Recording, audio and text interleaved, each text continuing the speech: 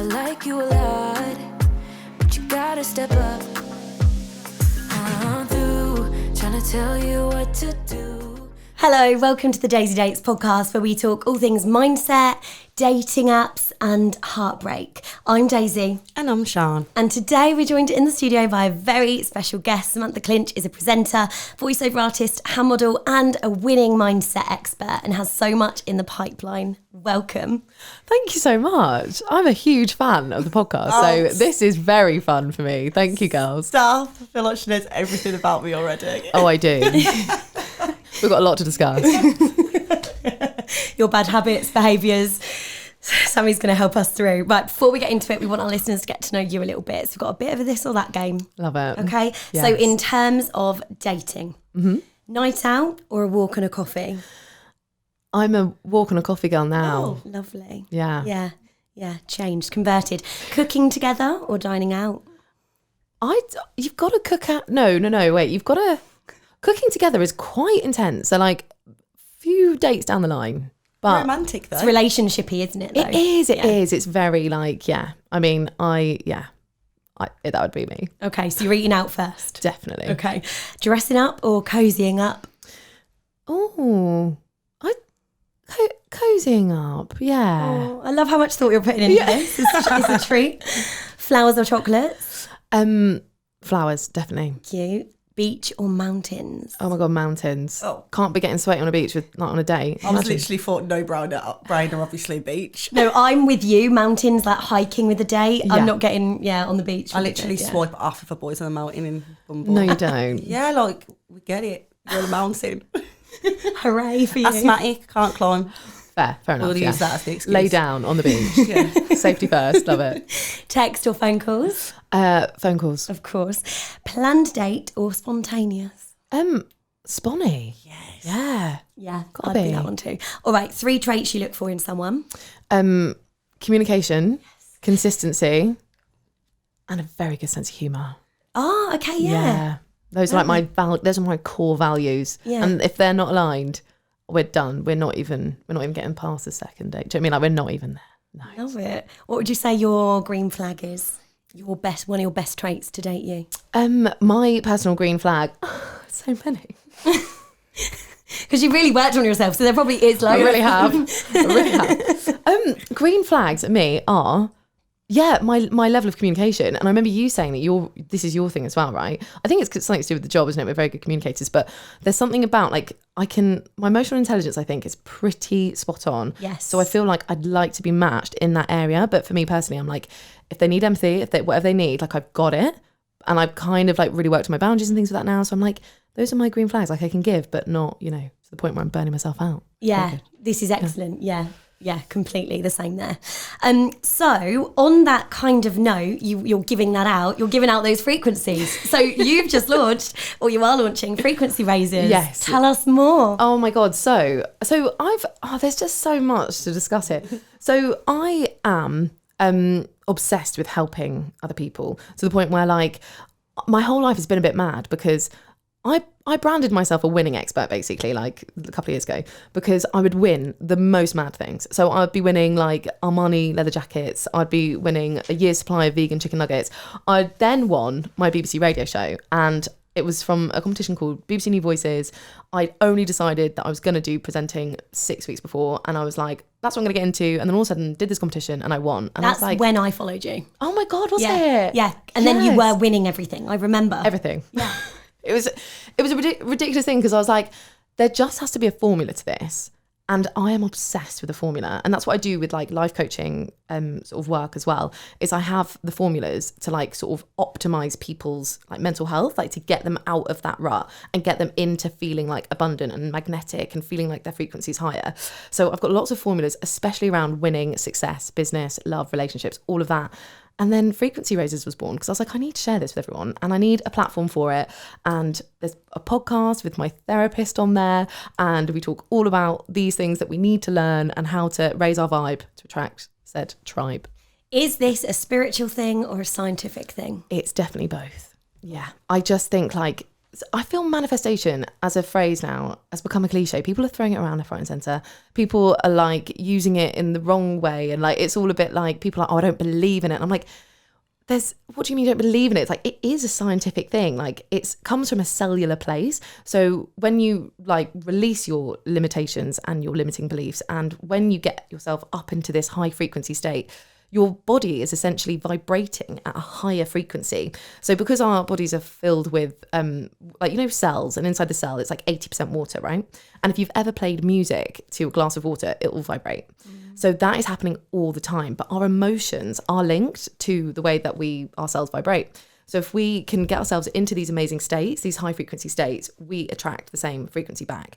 So yeah, so that is how like the science of it all works. So it is a scientific thing. And yeah, there is a little bit of magic involved too, but yeah, but I think the magic is your brain is a powerful, magical thing. And I think for people that don't believe it, often have tried a quick TikTok video with no action behind it. And like the universe needs action. Yes. Your mind needs action. You can't just expect something to come out of the complete thin air. No, exactly that. The magic is in the universe as well, though. I do believe that little bit of magic is still there. You need to put in the action, but the magic guides you along. Yeah. I manifest under a full moon and it's magical. Yes, exactly that. Love it. I can't tell many people that, and don't get me started on if you tell a guy you're dating that. That is like a instant ick for them, anything to do with that. But honestly, I believe in it all. You're a ball of energy. Have you always had this positive mindset? Has it always been there? Yeah, do you know what? I've been trying to think about this because I've been asked quite a lot like where this all started.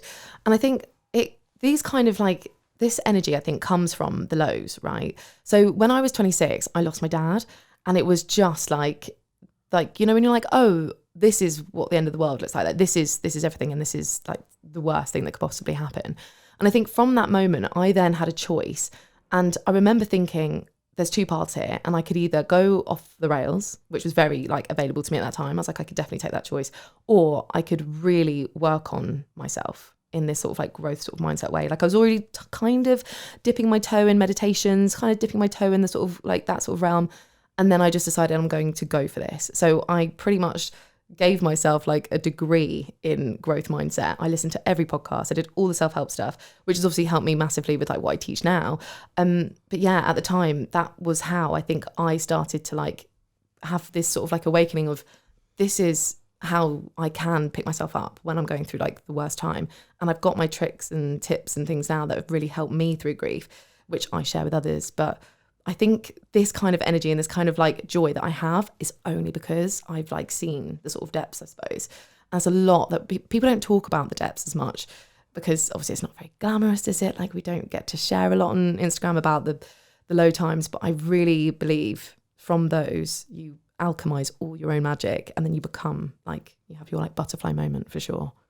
Yeah. Wow. Amazing. And I know you're really open about seeing your therapist online as well. Oh my God, yeah, I love her. Yeah. Tell us about her, because I know she has helped you loads. Oh my God. Okay. So, right. I'm obsessed with therapy, and it's basically, I got this therapist because I was like, I've got this pattern. I'm dating most ridiculously awful like men, like that. Like when I say murderers and thieves, like I'm not joking. Like, Okay. That's not, okay.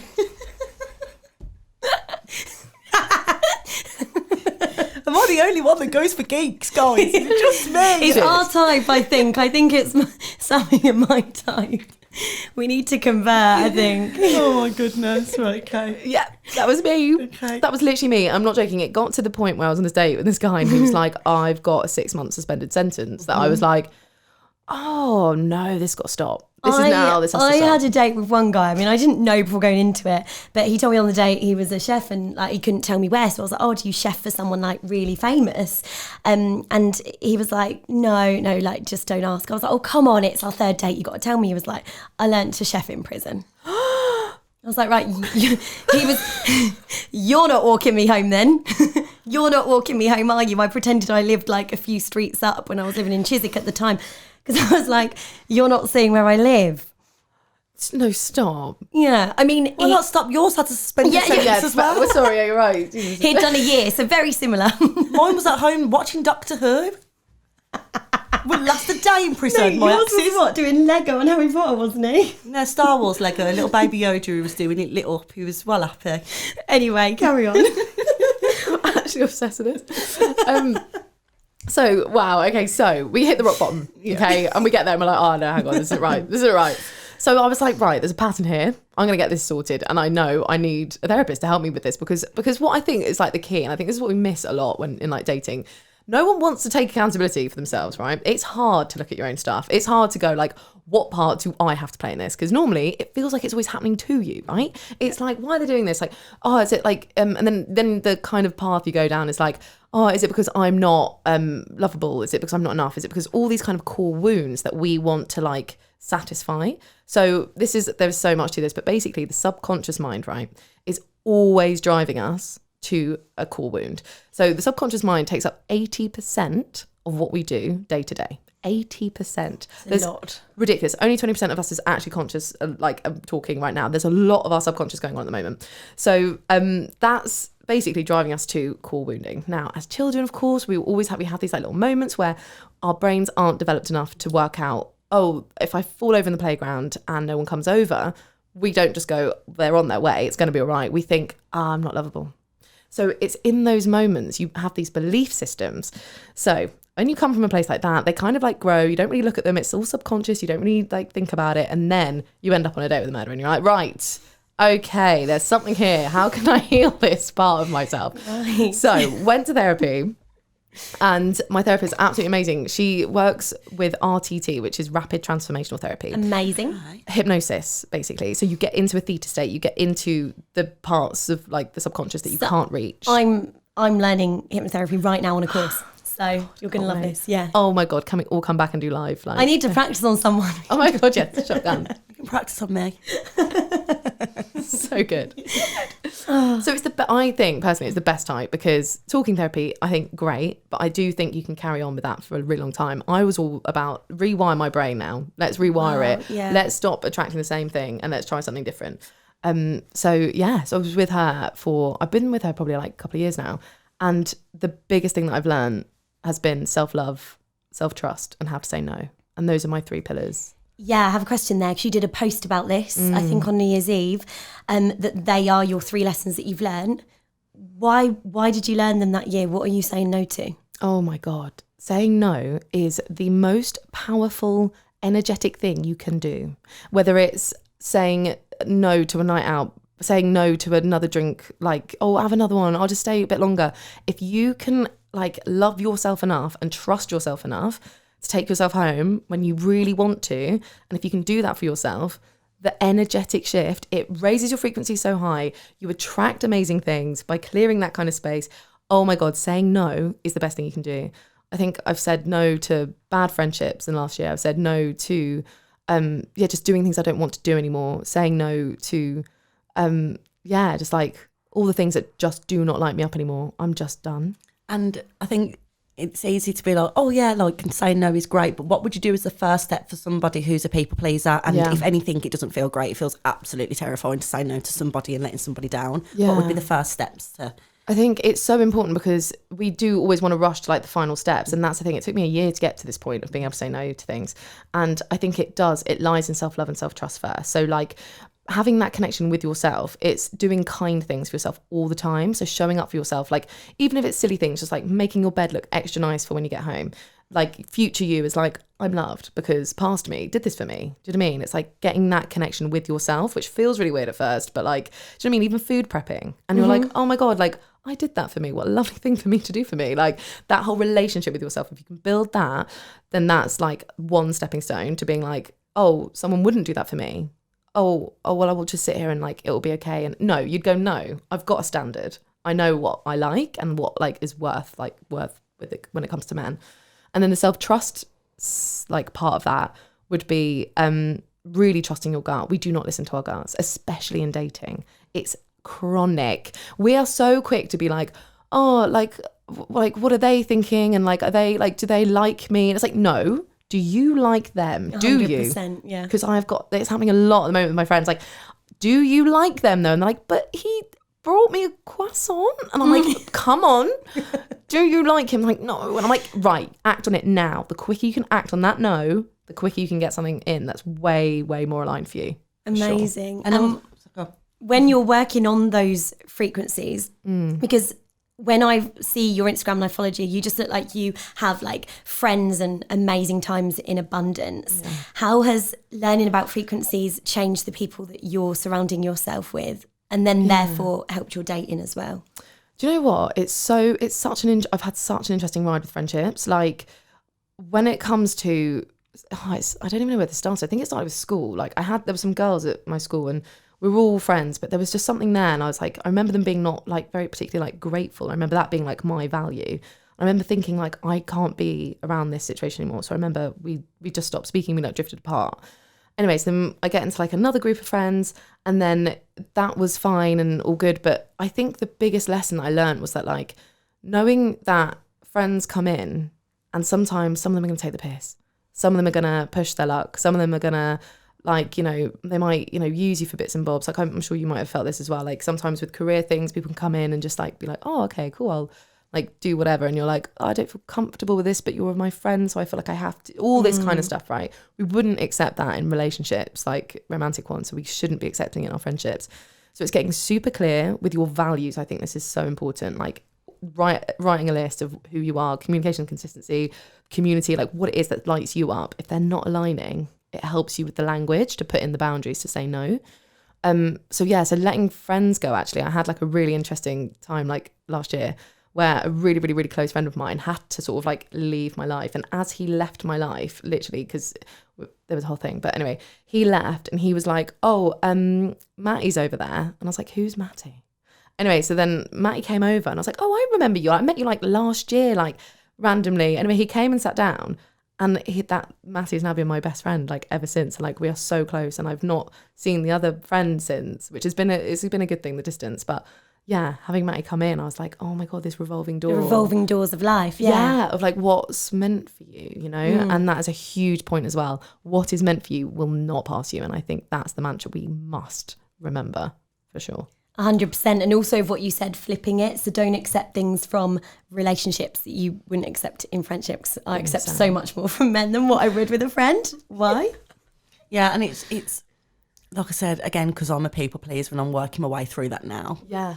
All of this just seems really, really terrifying. But like we said, with boundaries, you'll feel amazing. You just take it one step at a time. And something I really try and do is make myself a promise every day and don't break that promise for myself. Because as a people pleaser, I don't break promises to people. I'm committed. I'm there. I would never let anyone down. But myself, easy peasy, can let myself down all the time. So every day I make a promise to myself and I don't break that promise. What was today's? Today's was to have high energy and be really positive about the day. Love it. Well, so far so good. Yeah. Honestly, I can't tell you how good that is as a hack. I started doing that for myself because I noticed with ghosting, there's like a big thing of like feeling like let down and like feeling like where have they gone kind of thing. And it's like, well, where in your own life can you show up? Where can you not ghost yourself? Oh, by making a promise and keeping it. Oh my God, it's a big self-love, self-trust, say no like moment. That is amazing. I love that. The self-love stuff is huge. Like you said, showing up for yourself. Like I had done my meal prep, I ate my salad today. All the little things that you do for yourself satisfy me and fulfill me so that I never sit there thinking I need a partner. Yeah. They just complement my life, but I don't actually need them, which again is really healthy when you get to that point. You have been quite through it lately, let's say. I know that you've had quite a recent upsetting time. How have you been able to get through that process of a heartache? Yeah, so my most recent sort of heartbreak has been such an interesting journey. Like, oh my goodness, like met the man and instantly was like, you're going to be my best friend. I was like, this is what this is going to be. And I was like, there's nothing romantic here. Like, you're just going to be my best friend. And very quickly we were like, oh no, we're soulmates. We are literally like the same mind. We are like so amazing. And the things that he kind of did for me was just like really level up, like all the things that I had been working on previously. So like doing the sort of self-love stuff and like working out what my love language was, which is acts of service. Like I honestly, if someone like carries a bag for me, I'm like, well up. I'm like, thank you so much. I love acts of service. And this guy showed up for me in abundance. If I ever needed him, just there, like literally turning up at my house with lunch, like stunning, like it was just amazing. So that was an amazing like experience. So my bar went from obviously like, you know, the lowest of the low to like, oh, of course this all makes sense now. This is who I've become and this is what I've attracted in. We were together for quite a while, but it didn't work out. And in the end, which has actually been such a beautiful sort of redirection for me, because I know that he was a teacher for me. He had to come in for a certain time. Aww. He had to bring me up to a certain level because you can't see these things for yourself. And then I've now have this bar, which is so high. I feel so grateful for him. He's always going to be a friend in my life. Like I know, like with he's so amazing that he will be. And yeah, I'm just so grateful for that experience. And that is like how I've kind of seen the breakup. And like, I'm not going to start using any sort of like language towards him or anything like that. Like it's hard in the moment. You have your fights. But when it comes to it, you're like, no. Yeah, just because they've left your life doesn't mean, they haven't left your life in yours. Doesn't mean it's not a blessing. And it makes me feel like I spoke about someone in a previous episode of Situationship, and I described him as a twin flame. And I still at the back of my head think, if he felt like a twin flame, then surely I've made a mistake by ending it. But you feel great, and he did feel like a soulmate. And maybe we just have like a temporary soulmate or twin flame that comes in for a lesson and leaves. I think it's lessons, because I've also spoken about someone that it was only a couple of dates, 4 dates or so, but it was weekends away together because of distance, and it felt intense. And it really did feel a certain way for me. It felt different. And I was like, this is good. This is how it's meant to feel. This is it. And it wasn't it. But I've learned so many lessons from him, because I realised I was putting up with so much that I shouldn't have, like inconsistency, which is literally one of my boundaries that I shouldn't be putting up with. So 100%, I think it's a really mature way to look at it. And I think that only comes with age, I think. Understanding that people can be there for lessons, and it's absolutely okay. And when they go, you've just got to let it be. Don't fight it, because like you said, what's for you won't pass you. Yeah, exactly that. Yeah. Maybe we've all just had our last lesson. Oh, it could be. Well, that's how it works. We've all met someone that feels like a twin flame or a soulmate, and it's our last lesson, and they're coming. The real one's coming. I can feel it. What was the biggest lesson from it for you? It was, what's the biggest lesson? It was to know that no matter what, I will always be okay, because I always have myself.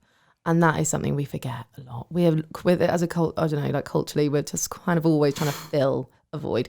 We're always trying to like look for that external validation, like in all sorts of things, online, in real life, with men, on dating apps, like trying to get the hit, right?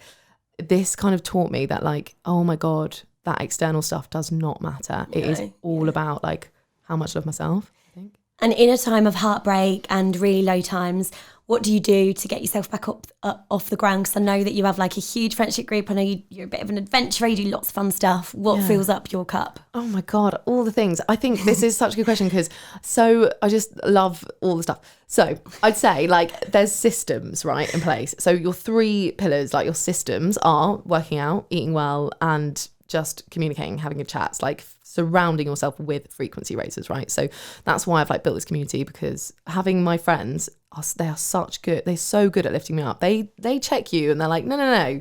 You might think you've become the gremlin thought that it's like, I'm not good enough and I'm rubbish and all these things. And I'm like, hang on, no, it's a lie. Let me tell you who you are. So that's what I love so much about them. So surrounding yourself with the good people, doing the systems. Like sometimes when you are at rock bottom, you will just have to do the motions, right? You just have to pretend like the world is a simulation and you're in the matrix, and you're just like, I've just booked in for this gym class. I don't want to go, but I'm going to put my shoes on, baby steps, take myself to the thing. And then before you know it, you've got a hit of endorphins, smashed it. Next thing you know, eat something nice. Oh, endorphins, continue. The next thing you know, you're slowly going up and you're not even really checking in. So yeah, I say those 3 systems. I love that so much. How are you dating differently through learning all of these lessons and going to therapy? How are you dating differently now? Friend zoning. Yeah. That's the only thing I do now. It's a technique I've never heard of before, but we move, just friend zone everyone. Friend zone until proven otherwise. This is honestly, this is my game that I've been playing. Yeah, maybe because I don't do that at all. I'm like, no, you're to date only. Oh, see, this is the thing. I feel like where I'm at, like with blokes, I think it's just such an interesting one, because I've noticed that obviously when I kind of friend zoned this guy that I was just sort of seeing, oh my God, our foundation is like indestructible now. Like this is why I feel like he can still be in my life, because we had that, we built that friendship. Interesting. And we built such a solid foundation for ourselves that like it's unshakable. So what I do now is like, if I meet someone, I fancy them, and it's so funny actually, this is my thing, like I always go for 10 out of 10, like it's like a fun game for me. I'm like, that one, and I'll just go for them and like have great chats. And 9 out of 10 times the chat isn't quite there, but we do love just the confidence of just rocking up and being like, who are you then? What are you doing? You're like, let's have a chat. But I just love it. I'm just like, friend zone. I said this in another episode, if you ever want to go up to a man, just go up to them, because 9 times out of 10 it will make you not like them anyway. So true. Yeah, because the good looking ones that you keep going for, girls, just the chat's not always there. Sometimes it is. I know sometimes it is. The geeks. She's really pushing those geeks today. We love this. Really? Listen, I'm out here on my own for the geeks, okay? You should have the pick of the bunch. I've said this so many times. Yeah, but they're geeks. Right, which obviously it's my type, so I'm not slagging the geeks off. It's just that. Right, we're going to talk about manifestation. Yes. Because this is your thing. Can we really manifest the perfect partner? Manifesting a partner, my goodness. Okay, so I strongly believe that if you have all of your own values written down and you know exactly who you are as a person, you have written down like maybe kind of what you would like to attract in, like maybe a strength to a weakness that you have, for instance. If you can keep it as kind and as kind of like upbeat and as like high frequency as possible as you like create this kind of idea of someone, then 100%, because the more we focus on something, the more we sort of seek it out. You know, the whole yellow car thing, like think about a yellow car, you'll see 20 of them. So it's that kind of thing, isn't it? It's about getting really, really specific, I think. So when it comes to manifestation, specificity, knowing exactly what you want, but also knowing exactly who you are. We skip this stage. We're like, get the thing to fill us, to make us better, to make our parents stop telling us to get married and have babies. Like, it's just that, right? We've got to release the whole thing from society and do something for ourselves. And it's like, what would I really like to attract in for me? And like, who am I? And what could lift me up into like another hemisphere, I think. Okay, so I've got a question for you now, which I think is just for myself, to be quite honest. What would you say to someone that feels like they've like done the work, raised their frequency, has like manifested, but it hasn't worked? Have you got an answer, Sammy? Because I'm looking for it. I do. I'd say let go now. Let go. You've done it. You've done everything you can in that sense. Like, cool, that's great. And all you can do now is just go, oh, just relax. It's coming. Trusting. So ask, believe, receive is like the manifestation sort of like, you know, quote. So it's like you've asked for what you want. You've got it all down. Cool. You've believed because you are, you know, your self-worth is high. You're working on your limitations, your limiting beliefs. You're like working on yourself. You're like doing the bits. And then just let it, like, allow yourself to receive it. I think sometimes we can go for the action a bit too much, especially with dating. I see it a lot, actually. A lot of people on the apps, like multiple dates a day, like trying to find the one. Some people believe in a numbers game. Like, I don't believe in numbers games at all. Like, I just think it can ebb away at your soul. And we need to keep that frequency up, right? So the letting go of it all. Like, I would say, I don't like... If you, I don't know, I'm trying to do this with my friend at the moment, like, right, delete the apps for a week. Just do it for 1 week and see what magic you can like bring in that week. It's just a little experiment. Like the formula for insanity is doing the same thing over and over and expecting different results. So try something completely different, something you'd never do, and see how it goes. I think deleting the apps makes you put yourself out there and puts yourself in a position where if you're not relying on them, which I wish everyone would stop relying on them, then you will meet someone in real life because you have to. There's nothing else to rely on. Yeah, exactly that. And also like with that extra sort of thing of what I was saying earlier about like making friends with people, you take that edge away, you let go of that mask that you might not even realise your subconscious might be putting up of going like, you're beautiful, I want to be with you, I can actually imagine our children right now. It's like removing that so they're not getting a weird vibe from you like, oh my God, are they coming to me? Like, are they proposing? Like, what's going on? So if you can like go into friend zone in that sense of like warmth and openness with the open heart and like the receiving energy, it's like a big yin energy, the healed masculine can show up with their yang and just be like, oh my God, this girl, I know exactly how to sort of like be with her, serve her, like be the guy in the couple, I feel. I love that. I mean, she said try something new, so why don't you try friend zoning? Yeah, I'll try friend zoning. Please do. Yeah, I will. Absolutely, I'm up for it. If it's working, I'll do it. Yes. With manifestation, you've said a few times, be careful what you wish for. What do you mean? Oh my God, you really do. So the thing is, right, our subconscious mind, driving that ship, 80% of it, doesn't have a sense of humour. So whatever you say, it is essentially a spell. Now that's why we call writing spelling, right? Because we are making spells all the time with our language. We are casting spells, okay? So if you're like, I'm not very good at that, or if you're self-deprecating all the time, or if you're like, oh, they never choose me, or men are this or men are that, you're making up these stories, okay? And those will become true. And I believe this so much. You have to kind of fake it a little bit at the beginning. Like, it might not feel authentic to be like, men are all of them are amazing, and they all like one is going to show up, or all these kind of things. Just fake whatever you need to fake at the beginning to get into that neural pathway of believing that, you know, that this is going to happen for you, or like that you are enough, or that great things always happen to you. It's lucky girl syndrome, right? Mm-hmm. So when you have to be careful what you wish for, in the sense that, like, sometimes if you're self-deprecating, if you're saying like, oh, I'll just end up with like, you know, whoever or whatever, or like whatever it is, you really will. Your subconscious will drive you to that person. So yeah, be very careful with the language that you use, because it's always listening. Yeah, analyse the language and habits that you've picked up with phrases. I would always say, I'm tired. 100. Sometimes I wasn't even tired. I just got myself into a habit of being like, I'm tired.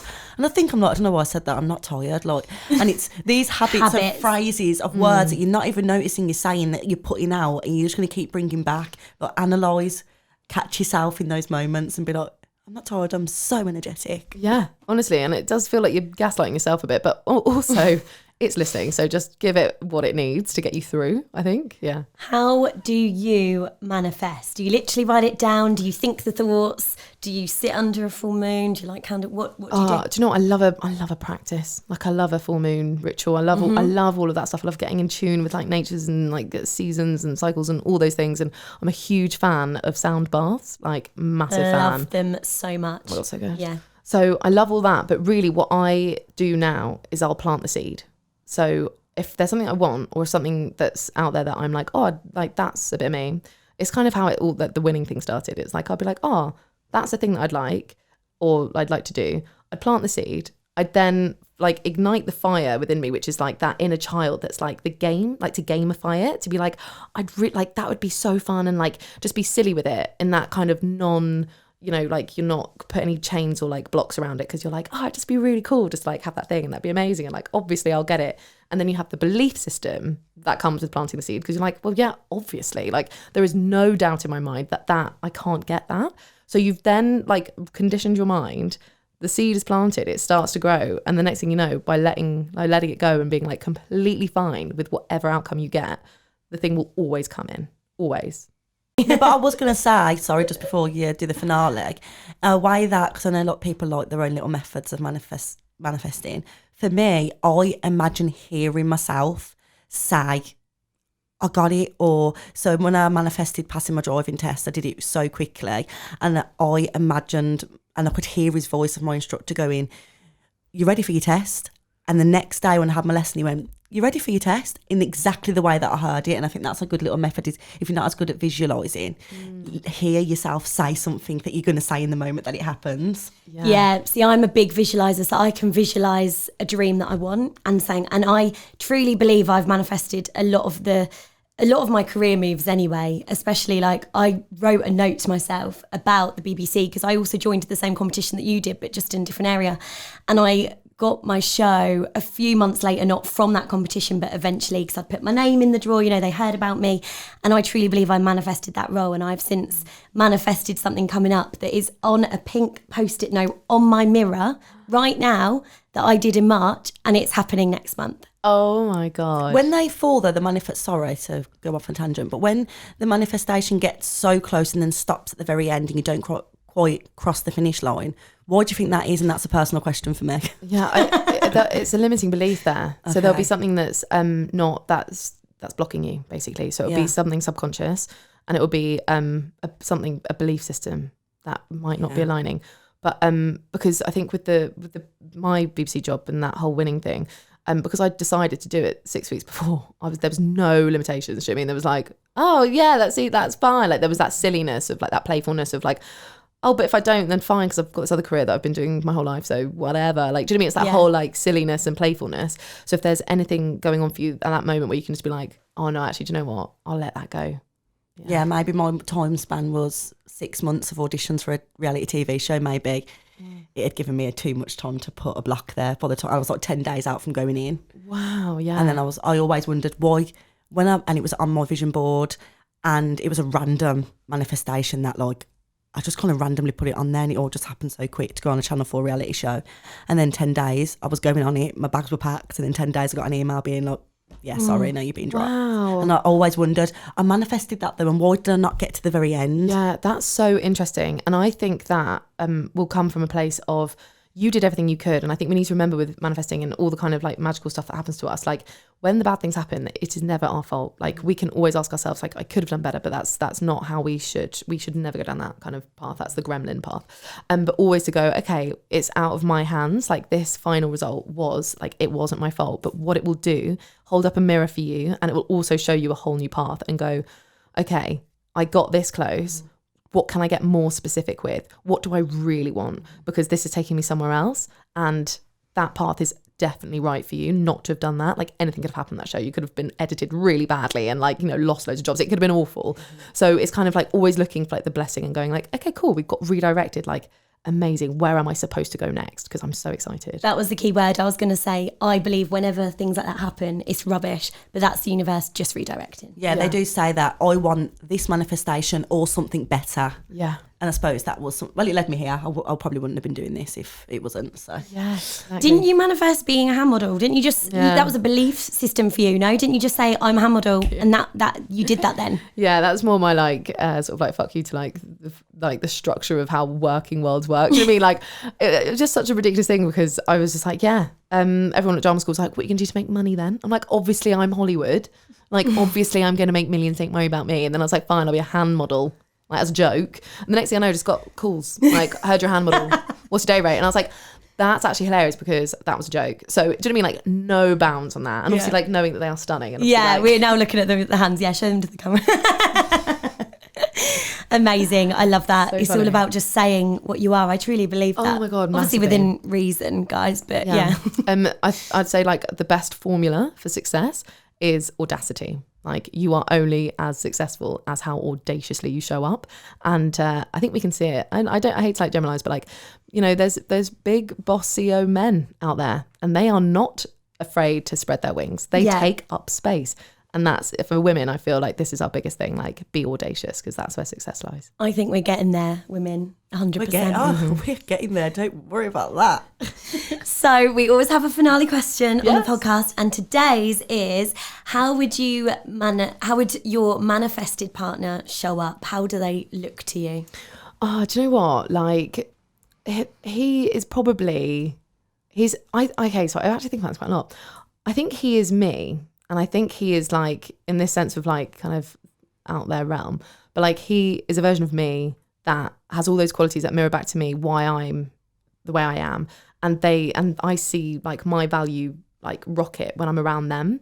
So that kind of man is like what I see for my future in that sense of like someone that will level me up, but also like keep me feeling safe and like full of communication, consistency and all those gorgeous, gorgeous values. Yeah. How about you? So we had previously wrote ours out. Daisy has hers I got with her. obsessed, yes. Mine was, because I read it not that long ago and I hadn't opened it for 4 or 5 years, and mine was that he would work in YouTube. He would have a YouTube channel and that would be his career. And I talked about his apartment. I said that he could be funny but not funnier than Meg. But now, like you said, I really just want someone that makes me feel safe and not have to question anything and quiets my brain down. And yeah, that's really all I care about, is to make me feel safe. And it's not even about, and be ambitious. I don't have a view of what he'll look like. I just want him to have the same morals. I want him to make me feel safe. I want him to make my overactive brain quieter because there's just no questions, and just to have that feeling of being a soulmate, and I'd be happy. Love it, the feeling of being a soulmate. Yeah, 100%. I think you do feel that when you meet the right person. Mine's hilarious. I've got lists. There's lots of pages here. But I'm just reading it now, and I think sometimes the bar is so low when you're manifesting. Don't read it. Like a really good communicator, I talk to myself. I'm like, not going to be available? Tell me. Being off with me? Tell the truth. Tell me why. Open up front, honest communication, good work ethic, close to family. I've got it all here. Consistency and respect. I mean, that's a low bar, but come on, consistency and respect. But I agree with you. I am kind of looking for all of the traits I can give someone, them to reflect that back at me. All of the great traits I've worked on, and I have an abundance. I am looking for that. Yeah. But for a man to give that to me. Yeah. Too. I think I'm looking for the opposite Of of you? me. Yeah. Well, that's fine. Like a that's fair, jigsaw, yeah. so everything that Yeah. I don't, they do. And I think I would, someone else would like me. That would be hard work. No, I've always gone for opposite. And I think that compliment me. That's so interesting, isn't it? Yes. So good. So, Sammy, you've been amazing. Lots of you. lessons. We could have went on and on and on. Tell us what you've got coming up with Frequency Raisers as well. Yeah, so podcasts and courses and one-to-one coaching and all of that good stuff. And yeah, and I run a retreat company as well, and I do like the mindset talks on the retreats. So we go sort of all over the country, and yeah, I've got one coming up in October, which will be under a full moon. Actually, better come to that because you'll Unreal. love it. Big Yeah. manifestation moon situation, and that's yoga, breath work, and yeah, healing on a cellular level is what we do. So. Fantastic. And where can they follow you? At Samantha CLINCH is my main sort of page, and then frequency.raisers on Instagram, and yeah, breathtaking retreats as well if you want to come along. Thank you for your time. It's been unreal. I knew it was going to be though. And of course, you can follow us on Daisy Dates Podcast, Instagram, TikTok. You can listen on Amazon, Spotify and Google, and you can watch us on YouTube as well. And we will see you next week. Bye. Bye. Hey guys, I'm Daisy. And I'm Sharnee. And remember to like, follow and subscribe if you want to see more great content with us, and of course our amazing guests. And lots of dating advice and lessons learned. We can't wait to see you next week.